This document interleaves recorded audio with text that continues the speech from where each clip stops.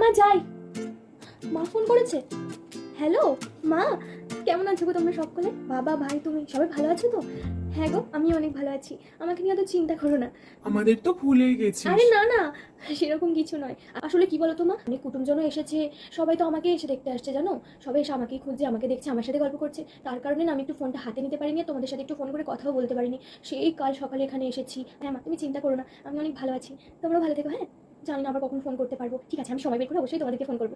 হ্যাঁ হ্যাঁ, ওই লাভ ম্যারেজ আমি দেখে দিলে তার থেকে 10 গুণ ভালো মেয়ের সাথে বিয়ে দিতে আমার কথাতেই আছে। ঘুটে কুড়ুনির মেয়ে মক্কা দেখেছে, বাবার বাড়িতে যেন কি রাজরানী হয়ে থাকতো, এখানে এসে বড়লোকি চাল দেখাচ্ছে।